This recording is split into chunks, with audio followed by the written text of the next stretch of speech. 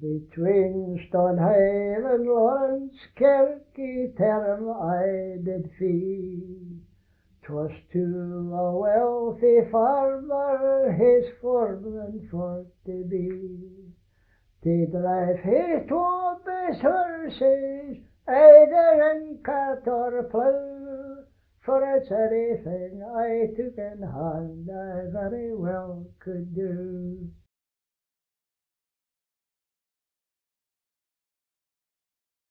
Oh well, if it was ploughing weather, you'd be ploughing. If it was frosty weather, you'd be putting out dung.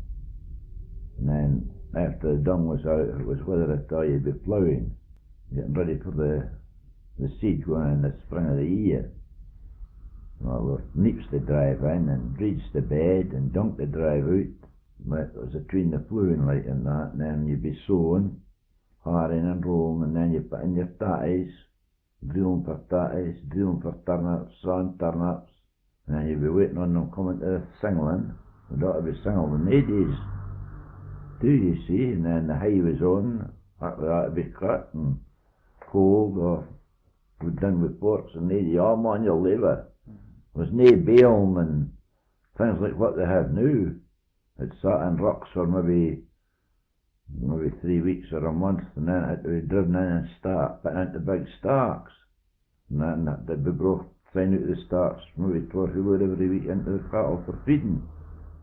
And then the harvest come on, you had to bind their cutting, stooking, stacking, thatching, and then you was back into the winter again. I mean, digging potatoes by hand. They backed up, I've seen them backing up drills of potatoes with a small 3-toed, flat-toed grape, and they pushed the spade, this grape in behind each potato and shoved it out with their knee, 2 drills at a time, and they backed up a drill, digging 2 drills, and the women come on behind, lifting potatoes, putting them into barrels, and all the potatoes for some reason or other went into barrels in those days, which held maybe 10 stone of potatoes, and they slung them into the carts, and they carted them away, and they were maybe graded at the Tatty Merchant store. Sometimes they left the seed out and let it green, and they kept the seed down away separate.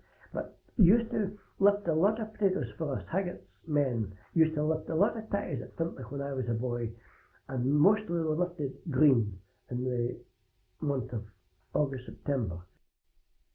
You recognised the size of your farm by the size of your horse mill. Well, the Weir farms had a 2-horse mill, then there was a 4-horse mill and a 6-horse mill. There was no, I didn't know any bigger than 6. Stobhall had a 6. This was a 4. Little Gallow Hill had a 2-horse, and they were varied in between that. You had your round shed, and there was a shaft. The overhead beams went over each horse, and there's 2 supports, one on each side, which were fixed on front and back. It went down onto a middle shaft, and there was a single iron rod, and it went through the other side, and then there was a gear on the end of it, and the belt drove onto the mill, and that's how it worked. They had to have an open space to go in. They were driven from above. The horse walked in below, and then it was fixed back from the collar back onto the yoke, and they had a britching chain that just went round the back. It wasn't a high-speed drum, it was an old pipe drum, and the difference between that and a high-speed drum was, with the pipe drum, with 2 very, very heavy rollers that were driven at a slower speed than the drum, and you pushed the sheaves, spread the sheaf out, and it went through their slow rollers, and it got buffered with the pipes coming round. That was the means of thrashing it that in those days. It was quite airy. It would be quite airy. It was just the grinding round. It was no grind, because it was oak teeth on the gearing. It was all wood. There was no metal at all. There would just be the creak of the harness and the squeak of the wood, working wood against wood. That would be all the noise it would be. The woodworking inside is something just unbelievable. The intricacy of the various boards, how they dug and set them in. Oh, it really is fantastic. They would get their mid-joking every forenoon and afternoon, which was a piece and tea, or if it was very hot, they would have a flagon of mealy water, oatmeal and water. And at the thrashing time, it would be a greybeard of whisky, which would be quite cheap in these days. A greybeard, yes, it was a earthenware flask, and this was what everybody had. You yourself helped out, did you, with the travelling mill? I went up in the top and loused, as I spoke about, which was two women up in the top with knives cutting the string and handing them to a man to feed into the mill. Cutting roads, or opening roads, was the term that was used for cutting round the outside of a field to make a road so that the horse could go round with the first turn of the binder and no damage any of the standing grain. It was always done before a field was, before they were going to start the binder, and of course it was done with scythes usually. I can remember it always being done with scythes. They went the contour way from the way the binder was going to go, so that they were laying the cut grain to the outside. Of course, there was always usually two women with a scythesman coming behind the scythesman. One gathered the stuff into a quantity to be a sheaf, and the other one, she was making the bands, just some stalks of the grain. She twisted them like that and then laid them on the ground, and the woman who had made the sheaf laid her sheaf on this, took two ends of the two ends of the band, drew it up like that tight, twisted it round maybe twice, and tucked the end in so that it stayed tied. She didn't tie a knot, but she just twisted it twice and stuck it underneath the band, and that held it. And then these were lying ready for stooking. And of course, if it was hill ground you were working on, you stooked your stooks, if it was at all possible, not along the brae, but up and down the brae. The right way to set stooks was you'd always to set them facing, with one end facing to the prevailing winds. When we were at Vulvade, where Father and I farmed latterly, I was always told, set your stooks facing Loch Leven. That was sort of southwest, northeast, see, and they got the prevailing winds that way through them. And Vulvade was a very hilly farm. It was a fairly, if it was a decent season at all, it was a fairly easy harvested place, because it sitting high like that, it got a lot of the wind, and it stuff dried out well with it. You know, people judged a farmer by stackyard, and the stacks, you know, there was one local farmer, not very far from here, and they made beautiful stacks. Everybody took a pride in their stacks, and the men were engaged by their references, almost always referred to their ability to build stacks. To keep up the herds, you must keep up the hert to a stack, and people that didn't keep up the hert to a stack were no use of a firm tune. That's what they were told. You know, you must, because you know what I mean by keeping up the hert to a stack. It wouldn't run in the rain. A stack was built so that it was waterproof, really. So that always to keep plenty of hert in a stack. Now, you say, well, why didn't someone not do it? And of course the reason is, it was an awful easier to build a good stack, just build it flat. The sheave is all flat, then they didn't slip so easy. But you can understand, if you have a 9 foot, as we had in those days, always a 9 foot boss in the centre of a stack. There's a tripod, 9 feet tall, and sparred round, and that was to air up the centre of the stack. Now, when you started to build, you built them against this tripod, and you kept the heads sloping up a bit. And so you'd put in a ring of hearting, and then depending on the width of the stack, so many rings of after that to get the stack in plumb, straight up the sides. It was easy, comparatively easy, to build a stack with the sheaves flat. But whenever you start to slope them up, they tend to slip with you. And they slip out and make a bad stack, and the stack was uneven. And I've seen stacks topple over altogether. But wheat stacks were built very much bigger normally than corn stacks. And you usually need a crow on a wheat stack. That meant some man the cart forked up the sheaves to the crow, who in turn forked them without touching the stack at all. You took them from one fork to the other, not changing the forks, I mean, but you took them off the man the cart's fork and put it in position for the builder. That's what we call them, a local name, just, But we did the same for the haystacks as well, and that was much more difficult. A sheaf is tied with a string, but a fork of loose hay is very much more difficult to take from one fork to another and pass on to a third without breaking up the forkful. That was quite a skill, and I could tell you quite a lot about hay, the difference in hay making now from then. It was a different job, a hard working job altogether, making hay in those days.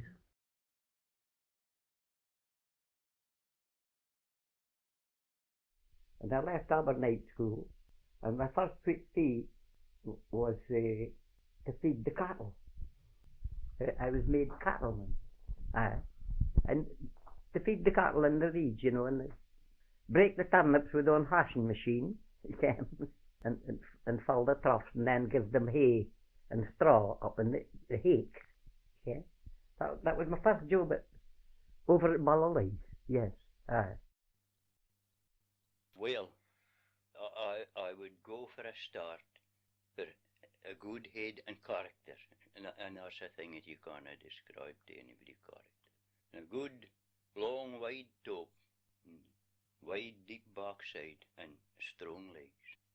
The bigger the better, as long as it's not too big and clumsy. Fair, decent size, a beast. And as I said, strong legs. If you're going to have a big beast, you must have legs to carry him. But that to be about it. And that's the sort of cattle that the late Duncan Stewart was shouting about 50 years ago, and the late Bertie Marshall at Stranraer. And as Lord Love had said to me, he says there were voices in the wilderness nobody listened to. And they weren't long dead when the cycle just turned round, and that's what they're after. Trying to get new what they lads were, and they'll never get it. They could go too big and hard, and it would be better a Aberdeen arm, it's the same thing. Now, they're trying to get the very thing that was spoken about the best of 50 years ago. And since then, there's a chap, Jimmy Jordan, he was the secretary of the Amish Society, and I put on the radio, mind we used to get Fairman News at dinner time. And he come on, he was just home for the Argentine, and he nearly told them word for word what I said. I met him in Perth one day and I turned it over. All he says just right off the cuff. I always mind my father buying a heifer at the market. I was only a boy, and the man that was selling it to my father says to him, "How's she milking?" "Oh," he says, "you'll get tired milking her, Willie, you'll get tired milking her." So when my father went home and milked her for a day or two, he met him in the market the next week. He says, "You're quite right," he says, "I did get tired milking her, she was that shook." My father thought she was giving that much milk, he would get tired milking her, but if she was that shook, he was right enough, he could hardly get the milk off her. The tradition has it, and I'm sure it'll be quite correct, that the cattle come down the small glen and down the Highland Lone and right through to the Falkirk Trice. The fairs in Crieff when they were sold, but that was, I think, mainly a passing on, a stopping place and a bargaining place where the Highlanders brought down the cattle the length of Crieff, and they sold them, and you have the wide streets like Bell Street and Commissioner Street, where those lots of cattle were all parked out in different different lots, same as they do in Ireland, even I think to this day. You know, there was no pens as such, although there was a market park where they put some of them, but a lot of them were just held in the streets, and they were sold by other people who then took them on to Falkirk, and from there, right down, I believe, at the length of Smithfield. Now, you see, there's of course, there's ever so many rove roads over the Ochils. There's one in particular, had been a very busy one at one time through Glendevin, which they used from the Tryst at Crieff over through Glendevin and on to the Falkirk Tryst, because the Tryst at Crieff was held a week or two before the Tryst at Falkirk. And these Trysts, you see, these were the two big Trysts in Scotland, in that area, the mid-central Scotland. But there was Trysts all over the Highlands and the northeast of Scotland and down in the southwest as well. A Tryst, of course, was just a cattle fair. Well, for to make a crew, there was a crew of 7 men when I was out. There was the gaffer, what they called the foreman, and then there was the towman, 2 towmen, and the 4 boatmen, 2 boats, 2 nets, and then there was each towman, that made the shot. The other towman stayed until the shot was rowed to end it in, and he walked away at the short head for his stow then. See, time about, down about, and that's where they went on, just putting in the shots, see. Maybe put in about, say, maybe 11 to 13 shots in a tide, see, something like that, see. One boat maybe have 70 shots, another boat 6. Another boat would have more than they started the first shot the next time, see. Up above Newbury was all above what they called the Ricket Lady station. That was a cairn opposite Newbury. They were all up the water shots, like with the tide always. Down the water, that was the summertime. And really, they didn't start killing much fish down the water until, maybe July. July was the best month for July and August. How many fishing stations would there have been on the Tay? Well, take the whole lot. In the spring of the year, there'd be Stanley, Cleacombe, the Lemmy, the Stoke, the Pyrod, and Sherritt, Clucky, the Venture, Gurnall, the Bus, the Gurnall one, there was Carpoo and the Winder. Well, that was all above Newbury, right down to the Ricket Lady. And then below that again started the Haggis, the Bell's Bank, Bank Beach, the Ducat, the Tees, the Scott, the Deal, Dominant Den, Cliff Point, Corby Den, Bark Hill. You needed 2 men in a cobble to row the boats with the nets at that time. Very heavy nets, hemp nets and hemp ground ropes and chains in the middle of them and everything. It was very heavy nets they used. And you had a big hand winch on the beach for pulling the net in with, you know. You needed 4 men for it as well, so it was a labour-intensive thing at that time. What you called the spate net, when there was a lot of water running with the really heavy ropes in it. They'd weigh nearly 600 weight, you know, some of them even heavier. Where now, with nylon ropes with a lead running up the middle of them to keep it on the ground, and nylon nets, which don't carry any water hardly. They're only maybe 200 weight now. They're much easier managed. Well, in the past you needed maybe 4 men to carry it from low tide mark up to high tide mark. And the thing with the hemp nets, you had to spread them after every shift to let them dry, or they rotted if you left them in a heap, you know. So we rigged up a railway to run it up from low tide to high tide mark. The old handbarrows that you carried, net on, and it was just like a platform, something like a ladder, only a bit wider, with handles at either end that you spread the net on, and 2 men or 4 men carried it, you know.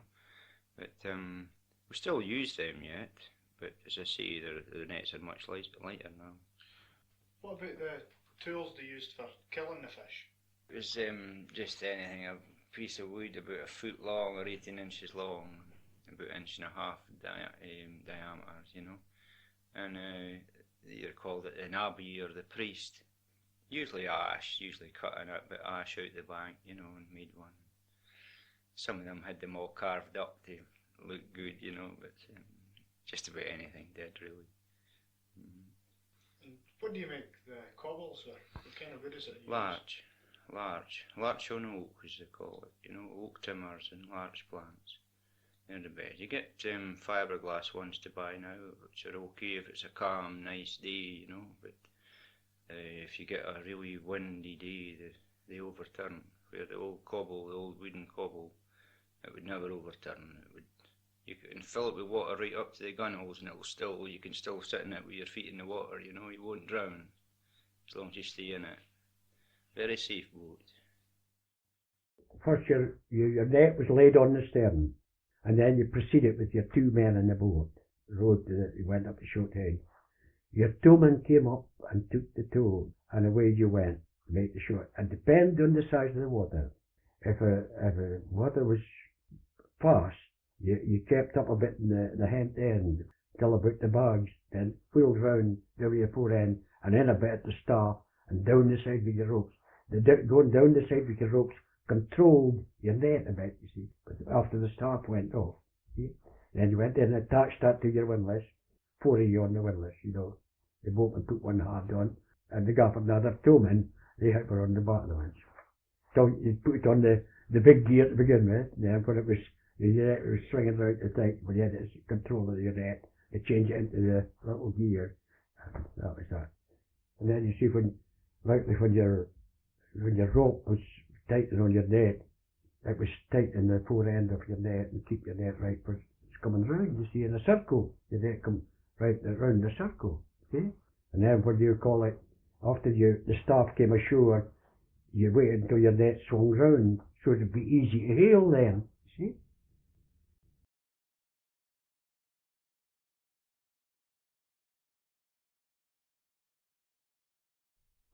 The worst of the land has been planted in wood. The previous, the old folk saw to that. If it wasn't good enough to cultivate, then they planted it. The beech trees only came in here in 1774, just before the rebellion. You see, that's why the beech hedge at McClure is so high. The soldiers were taken away and they couldn't. And these beeches and this beeches round the back here and these ones up here had been all planted at the same time, had been all at that time, you see. This was the fashionable tree. All the estates round about had beech trees. Well, that was the beginning of them. Where did the oak come from? Oh, just locally, I suppose, or any place we dealt with the wood merchants in Dundee, and and round about wherever they were taking down the wood, there was plenty of wood in these days. Local round about, all these big trees were ready for that, and they had to be cut, and then they had to be left to dry for a while. Well, in the mill itself, there would be a fireman, there would be 2 sawmillers, and each sawmiller would have an assistant, and that would be about the size of it for the mill.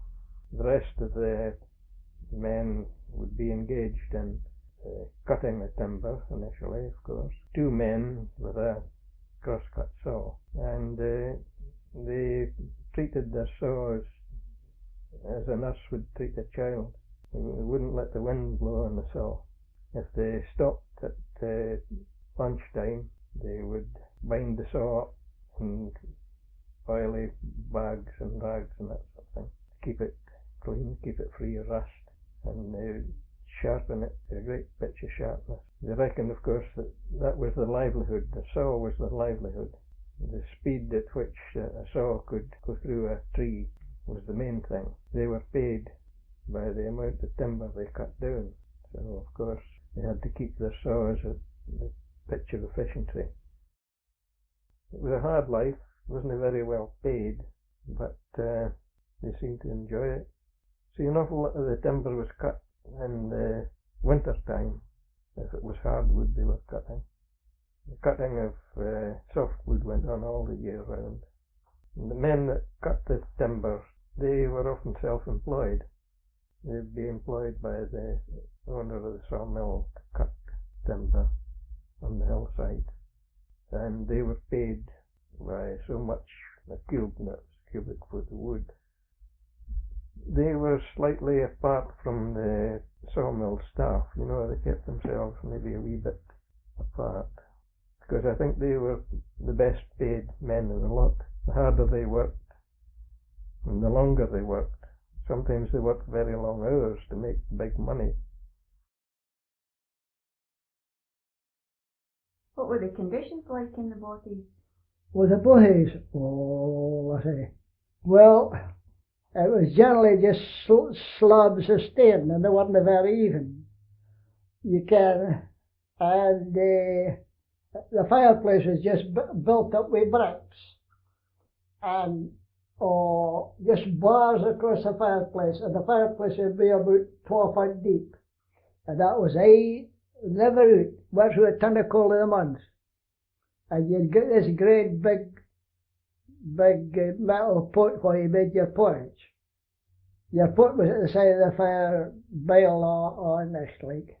And in the morning, if it was your turn to get up to make the porridge and do the needful, you go up at 4:30 instead of 5:30. You just roast broad your clays. You went out, and first you muck at your horse, and then you come back again. The time you come back again, the men, they're going out to sort their horse. And when you come back again, you make the porridge. You poured it out, and it was all just brush cups, you can, horn spins and wooden bowls. And you poured it out, and you mashed the tea, and the porridge pot's huts in the middle of the flare.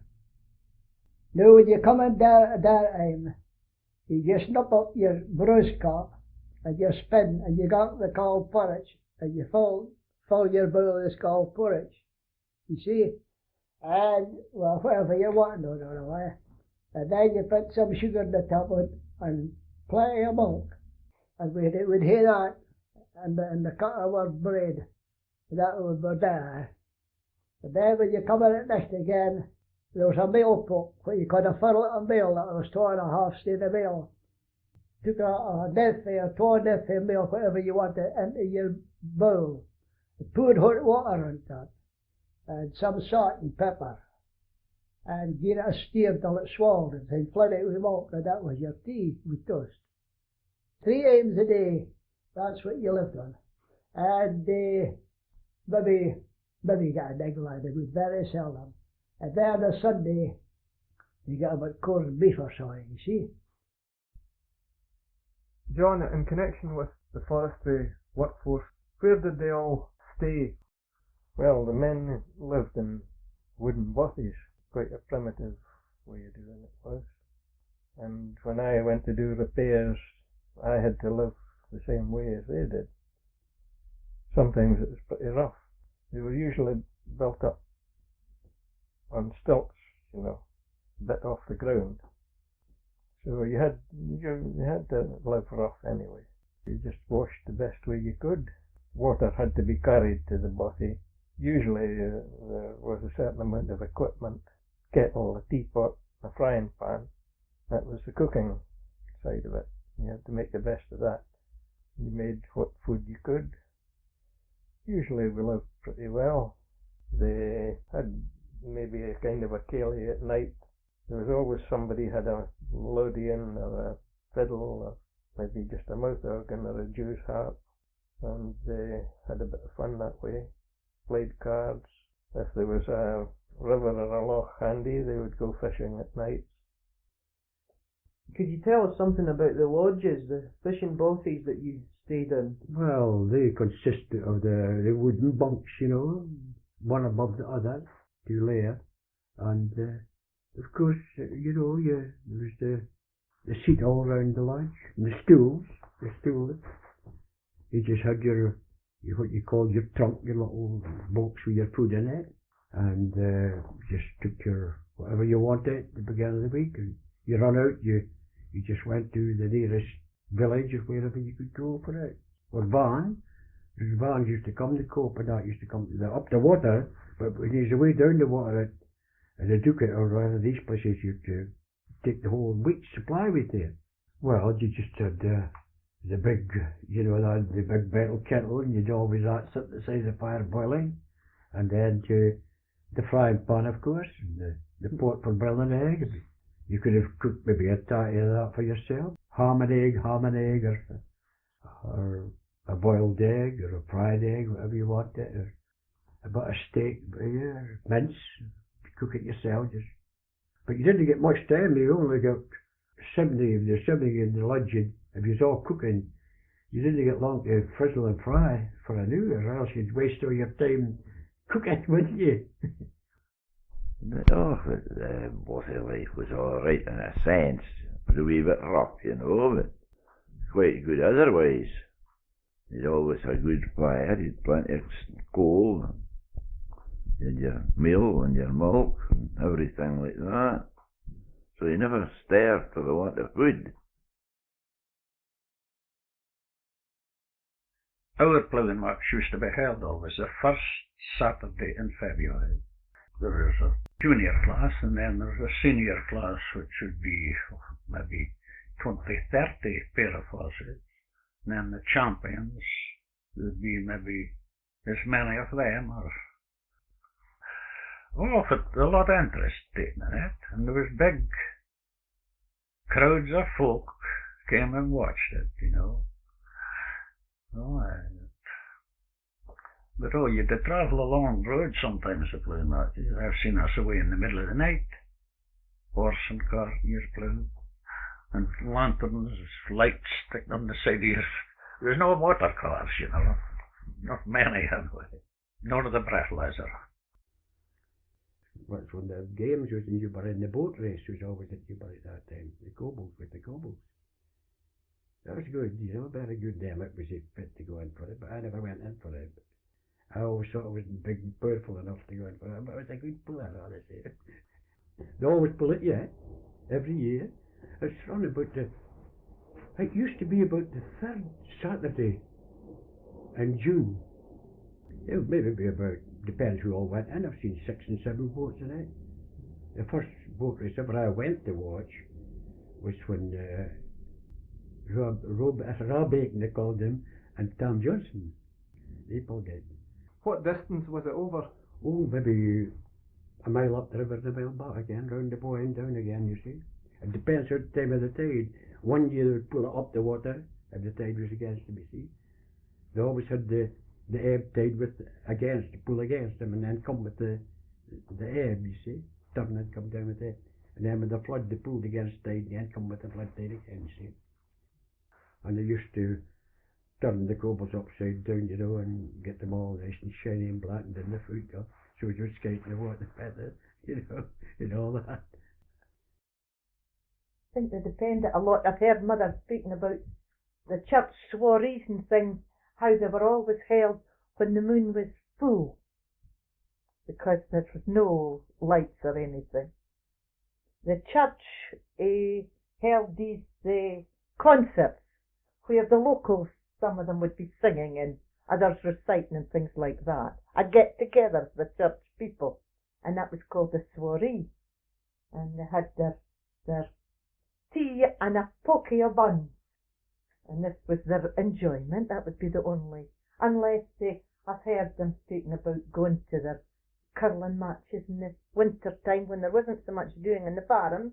There was curling ponds here and there, and they had great activity then. Friday night was always a night that always had dance someplace, and you got dressed and away to the dance. There were no buses nor nothing, and they just thought you had to cycle it or walk it, some of the two. And then there were some wee whisks now and again, some places you went to them. You had a lot of good enjoyment. There was always somebody in the bothy who could maybe play the fiddle, or another would maybe play an accordion or something like that. And bagpipes, some of them used to play the bagpipes. And that was your entertainment. So that was all the entertainment you had in these days. There was never much cards played in the bothy. With a draft board, and used to play drafts, and maybe about The only time ever you played cards was maybe you went away to a christening, maybe a christening, a dance in some village hall, and you went away there for your mate's entertainment, and you thought that was a good thing because you got your tea in, and not after before the dance started. That's a great novelty. I'm not bland about myself, but it was a lot in demand, you can, to play at dances. Of course, with me having a trumpeter and a drummer and everything, you can, I had a fairly good band. A lot of good tunes in those days, you can. Cetaceans and quadrilles and all the kinds of dances we had to play. Lancers and everything like that had to be played in those days. And I had a drummer and a trumpeter and myself on the old fiddle. But lads, the cocks, they be crocodile, but leave ye. The burns may run, say bugs to brace, for I am but a pluming laddie, and born to be in the idle days.